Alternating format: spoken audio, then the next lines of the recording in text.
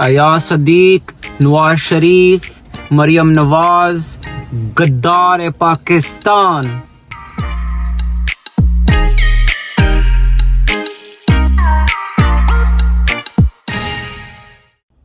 अस्सलाम वालेकुम एवरीबॉडी, मेरा नाम Zaman. Thank you so much for watching my YouTube channel.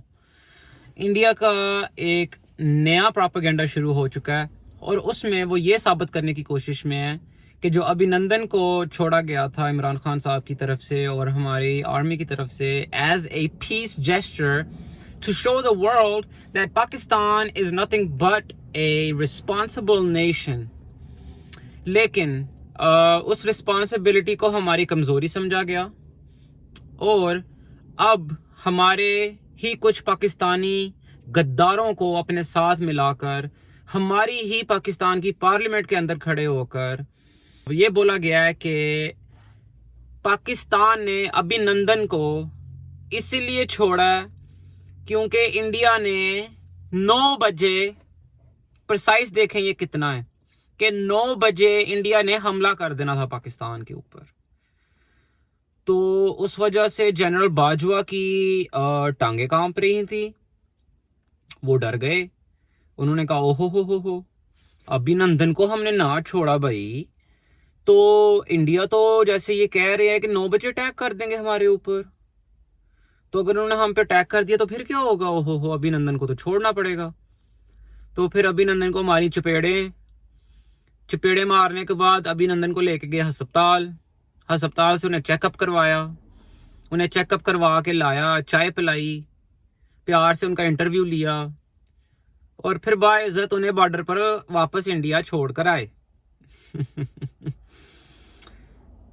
India है भाई, इंडिया कुछ भी बोल सकता है, प्रोपेगेंडा की फैक्ट्री है इंडिया। बहरहाल आ जाते हैं पॉइंट पे कि ये जो है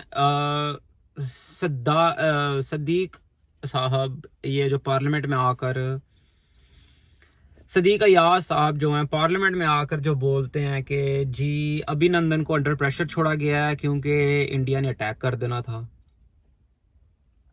तो अगर इंडिया ने अटैक कर देना था और हम इतने ही प्रेशर में आ गए थे तो कुलभूषण यादव है जो उसको अभी तक नहीं छुड़ा सके ये लोग। फिर अगर इतना ही प्रेशर होता, अगर हम इतना ही डरते हैं तो कुलभूषण यादव को भी छोड़ना चाहिए। फिर सिर्फ अभिनंदन को क्यों छोड़ा है? अभिनंदन को इसीलिए छोड़ा गया था भाइयों और बहनों, मेरे प्यारे व्यूअर्स, क्योंकि अभिनंदन को एज ए पीस जेस्चर छोड़ा गया था कि इंडिया को यह बताया गया था और पूरी दुनिया को यह पैगाम दिया गया था कि देखो आप लोग आते हो, आप लोग अटैक शुरू करते हो, आप लोग पहला पंगा लेते हो, आप लोग ना गैर जिम्मेदारी का सबूत देते हुए नाकाम हमले करते हो और फिर प्रोपेगेंडा करते हो और फिर बाद में झूठ बोलते हो जाके कि जी हमने टेररिस्ट कैंप उड़ाया है और हमने 300 बंदे पाकिस्तान में मार दिए हैं, जिसका कोई सबूत नहीं है, कोई मलबा नहीं है, वहां कुछ नहीं है।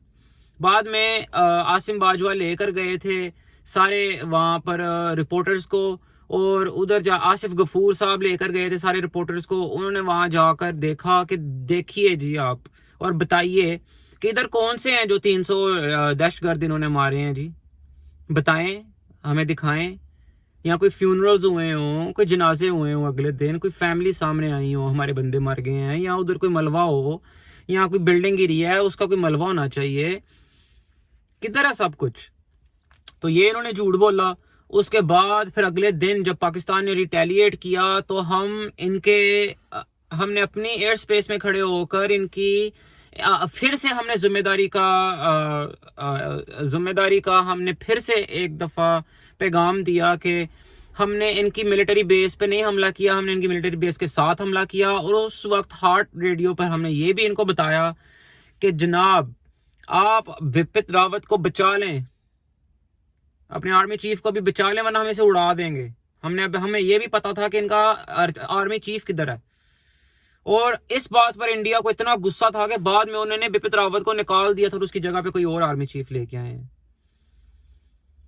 तो ये सब प्रोपेगेंडा हो रहा है। और ये जो नवाज शरीफ है, मरियम नवाज है, अयाज सदीक है, ये सब जो हैं ये मिलकर ये गद्दारी का सबूत दे चुके हुए हैं। ये पाकिस्तान के गद्दार हैं सबसे बड़े। और ये इंडिया का एजेंडा लेकर पाकिस्तान में चलते हैं, ये पाकिस्तान में इंडिया का एजेंडा जिंदा रखते हैं, ये वो लोग हैं।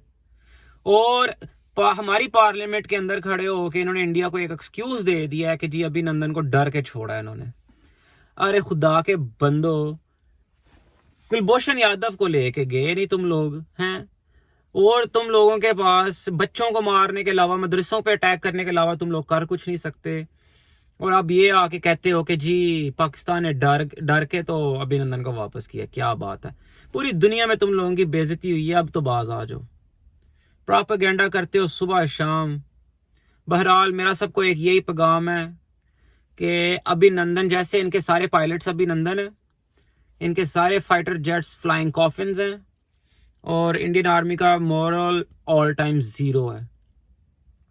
ये अमेरिका के आगे बिक गए हुए हैं। बेका एग्रीमेंट इन्होंने साइन कर लिया हुआ है, बेसिक एक्सचेंज कॉन्ट्रैक्ट एग्रीमेंट। सो इन सब का एंड बुरा होगा। वो ये अभिनंदन जो गया है और हमने डर के ने वापस भेजा है, ऐसी कोई बात नहीं है। अल्लाह पाक पाकिस्तान पर अपना खास करम करे।